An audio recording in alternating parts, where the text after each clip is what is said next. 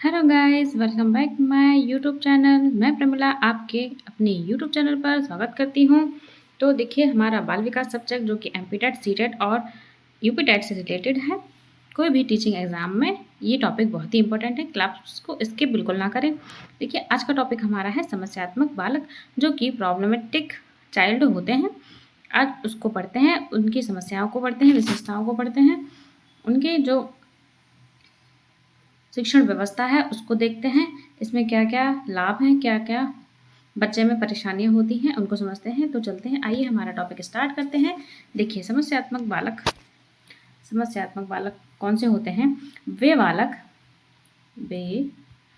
बालक जो जो शिक्षा एवं शिक्षा एवं किसमें शिक्षण में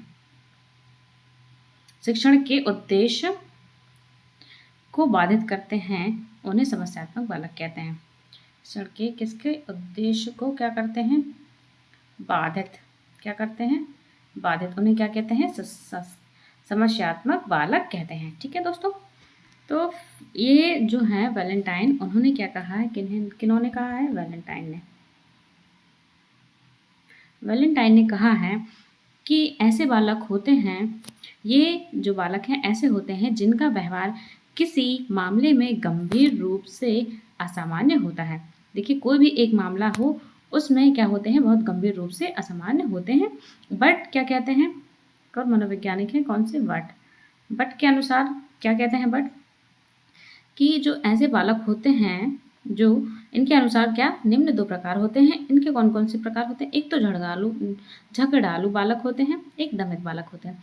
जो समस्यात्मक बालक होते हैं वो या तो झगड़ालू होंगे या दमित बालक होंगे। ठीक है, समस्यात्मक बालक की विशेषता क्या होती है?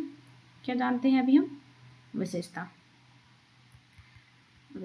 कौन कौन सी होती हैं? देखिए, एक तो चोरी करने की विशेषता। पहली, चोरी करना। दूसरा, झूठ बोलना। तीसरा, कक्षा में उपद्रव करने वाले बच्चे होते हैं, स्कूल से भाग जाने वाले होते हैं। ठीक है, और कक्षा में समय से आने वाले पहले बालक में इनमें शामिल किया जाता है। ये कक्षा में एक अलग समूह बनाकर रहते हैं। ये कक्षा के पीछे जाकर बैठते हैं। इन अन्य विद्यार्थियों को परेशान किया जाता है। ये बालक जो होते हैं वो अन्य विद्यार्थियों को परेशान भी करते हैं। ठीक है, समस्यात्मक बालक इस तरीके से होते हैं। आइए और डिटेल पढ़ते हैं। देखिए, समस्यात्मक बालक का अर्थ। समस्यात्मक बालक वह बालक है जिसका व्यवहार सामान्य बच्चों से अलग होता है और जो परिवार, विद्यालय, समाज में समायोजन करने में कठिनाई या अनुभव करता है। ऐसे बालकों के व्यवहार से स्वयं को तथा दूसरों को परेशानी होती है। देखिए, अगर बच्चे में समस्यात्मक जो बच्चा होता है उसमें कौन कौन सी परेशानियां होती हैं? देखिए, व्यवहार सामान्य बच्चों से अलग होता है और विद्यालय और समाज में जो समायोजन है उसमें कठिनाई का अनुभव होता है। ऐसे बालक व्यवहार को स्वयं में अपने और दूसरों को परेशानी होती है। खुद को तो होती है, दूसरों को भी होती है। ठीक है, इस तरीके की परेशानी में। ठीक है, उदाहरण है इसके। देखिए, उदाहरण क्या क्या दिए हैं? अत्यधिक गुस्सा करना। ऐसे प्रवृत्ति के बालक क्या है? अत्यधिक गुस्सा करते हैं, झगड़ा करते हैं, चोरी करना, झूठ बोलना, पढ़ाई में रुचि ना लेना। ऐसे बालक क्या है? जो पढ़ाई में रुचि नहीं लेते हैं। मस्ती करना, इस तरीके से क्लास में बच्चों को, खुद तो पढ़ते नहीं है, दूसरों को भी नहीं पढ़ने देते हैं। इस तरीके से ये बालक है। देखिए, अब ये परिभाषा दी है, किसने दी है? क्रो एंड क्रो ने दी है। क्रो एंड क्रो क्या कहते हैं? समस्यात्मक बालक वह है जिसका व्यवहार समाज के स्वीकृति मानकों से भिन्न होता है और जो समायोजन में कठिनाइयाँ अनुभव करते हैं। तो ऐसे बालक क्या होते हैं? समस्यात्मक बालक होते हैं। ठीक है, ये जो है इम्पोर्टेंट है परिभाषा। ठीक है, नेक्स्ट है हमारा समस्यात्मक बालकों के प्रकार क्या हैं? देखिए, प्रकार को जानते हैं। देखिए, आक्रामक बालक। जो आक्रामक बालक होते हैं वो मारपीट करते हैं और गुस्सा करते हैं। झूठ बोलने बालक भी समस्यात्मक बालक कहलाते हैं। चोरी करना बालक में अवज्ञाकारी बालक, जैसे कि माता पिता और शिक्षक की बात न मानना, जैसे ये बालक क्या होते हैं? समस्यात्मक बालक होते हैं। ठीक है, शर्मीले या संकोची बालक, विद्यालय से भाग जाने वाले बालक, पढ़ाई नहीं करना, विद्यालय से भाग जाना, इस तरीके से क्या करते हैं? ये समस्या उत्पन्न करते हैं। देखिए, समस्यात्मक व्यवहार के कारण क्या होता है? पारिवारिक कारण देखते हैं। माता पिता का झगड़े की वजह से बच्चा क्या होता है? समस्यात्मक चीज़ों से उलझ जाता है और अत्यधिक दंड अगर बच्चे को दिया जाता है तब भी बच्चे की प्रवृत्ति इस प्रकार हो जाती है। प्रेम की ध्यान की कमी होती है, प्रेम और ध्यान की कमी होती है बच्चे में। आर्थिक समस्या भी इसका कारण हो सकता है। ठीक है, नेक्स्ट है विद्यालय कारण। देखिए विद्यालय कारण किस तरीके से हो सकता है। शिक्षक का कठोर व्यवहार है बच्चे के प्रति, तो बच्चा क्या है, समस्या उत्पन्न जैसा व्यवहार करने लगता है। पढ़ाई में दबाव हो तो बच्चे में कई प्रकार की समस्याएं उत्पन्न हो जाती हैं। सहपाठियों द्वारा या उपहास करना। देखिए सहपाठी जैसे दोस्त हैं, वो उनका मजाक उड़ाते हैं, कई बार चिढ़ाते हैं, इस तरीके से बच्चे में क्या होता है, समस्याएं उत्पन्न हो जाती हैं। देखिए सामाजिक कारण क्या होते हैं। गलत संगति अगर बच्चे की है तो बच्चे में बहुत सारी नेगेटिविटी अपने आप ही आ जाती है। अगर संगति उसकी सही ठीक है, सही है, तो बच्चा भी उसी प्रवृत्ति का होगा। अगर संगति उसकी गलत है तो बच्चा भी संगति के अनुसार बच्चा ढल जाता है। ठीक है, समाज का नकारात्मक वातावरण बच्चे को प्रभावित करता है। नेक्स्ट हमारा व्यक्तिगत कारण क्या है। देखिए शारीरिक कमजोरी, या अगर बच्चे के शारीरिक कमजोर है तो बच्चे में ये समस्या उत्पन्न होती है। मानसिक तनाव भी बच्चे में बहुत महत्वपूर्ण कारण होता है। आत्मविश्वास की कमी, अगर बच्चे में आत्मविश्वास की कमी है तो बच्चे में इस तरह की समस्याएं देखने को मिलती हैं। देखिए समस्यात्मक बालक की विशेषताएं क्या क्या होती हैं। अनुशासनहीन व्यवहार करता है बच्चा, पढ़ाई में रुचि कम लेता है, गुस्सा और नकारात्मकता अधिक पाई जाती है, सामाजिक समायोजन में कठिनाइयाँ बहुत अधिक आती हैं बच्चे को, और ध्यान आकर्षित करने की कोशिश नहीं करता है, इसलिए ये बच्चे में समस्यात्मक उत्पन्न होती है। ठीक है, समस्यात्मक बालकों के सुधार के उपाय। देखिए समस्यात्मक जो बालक हैं उनको किस तरीके से सुधारा जा सकता है, उन्हें किस तरीके से नॉर्मल बच्चा बनाया जाता है। देखिए अगर सहानुभूतिपूर्ण व्यवहार रखा जाए घर पे, विद्यालय में बच्चे से, तो बच्चा क्या है, इस जो समस्या से है वो धीरे धीरे क्या है, वो नॉर्मल हो जाता है। परामर्श यानी काउंसलिंग देना, बच्चे को काउंसलिंग देना, सकारात्मक प्रोत्साहन देना, परिवार और विद्यालय का सहयोग करना, रुचि कर गतिविधियां कराना बच्चे को। अगर बच्चे को जिस चीज़ में रुचि है अगर वो करवाएंगे तो बच्चा क्या है, उस चीज़ में रुचि लेने लगता है। दंड के स्थान पर समझाना, अगर बच्चे को बार बार दंड दिया जाता है तो समस्या उत्पन्न होती है।